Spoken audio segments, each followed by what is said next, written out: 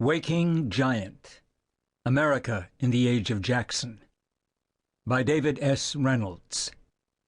Narrated by Arthur Morey. Copyright 2008 by David S. Reynolds.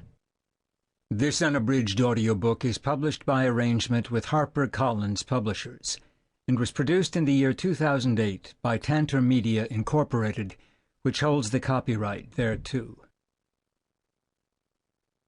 Prologue. The years from 1815 through 1848 were arguably the richest in American life if we view the whole picture of society, politics, and culture. The United States moved rapidly toward its eventual place as the world's major power. Through treaties and the Mexican War, it gained vast western territories extending across the continent all the way to the Pacific Ocean.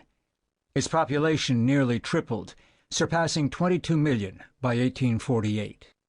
Expansion was fanned by an intense nationalism that gave rise to manifest destiny, the phrase coined in John L. O'Sullivan's Democratic Review that expressed the nation's determination to move westward and spread democracy.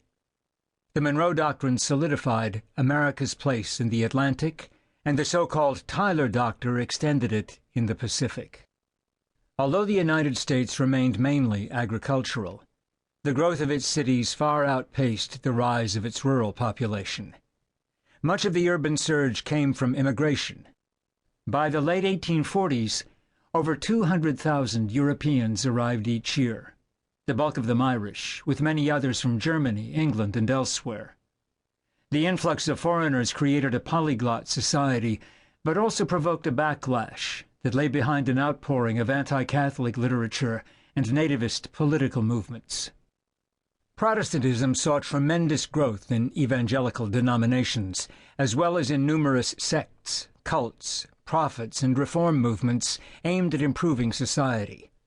Cultural flowering brought a renaissance in literature and art. Some of America's greatest authors, including Ralph Waldo Emerson, Henry David Thoreau, Edgar Allan Poe, and Nathaniel Hawthorne, date from this period, as do several of its finest painters, such as Thomas Cole, Asher B. Durand, and George Caleb Bingham.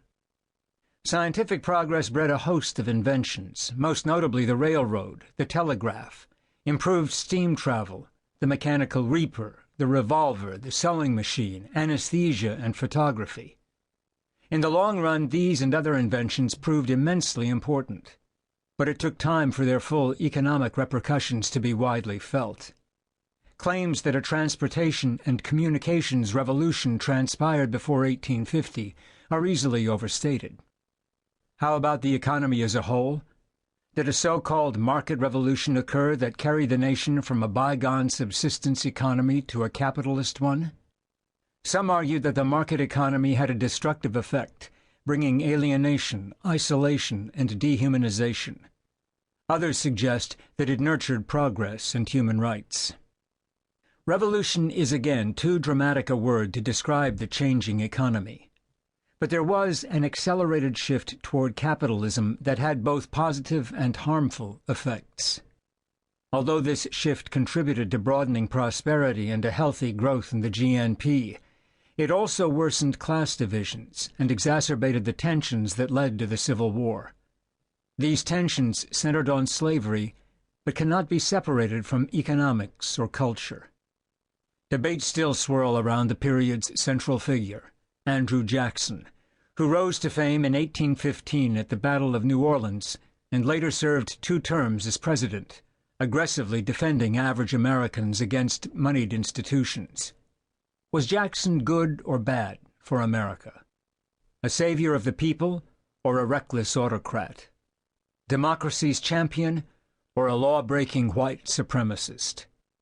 This book suggests that Jackson had many deep flaws, but that there was also much to admire about him, including his strengthening of presidential power essential to maintaining the American Union in a time of escalating sectional crises. His shortcomings reflected his era, as did those of other great leaders from Jefferson to Lincoln. But understanding Jackson, perhaps more than most leading Americans of his time, requires an ability to resist either vilification or veneration.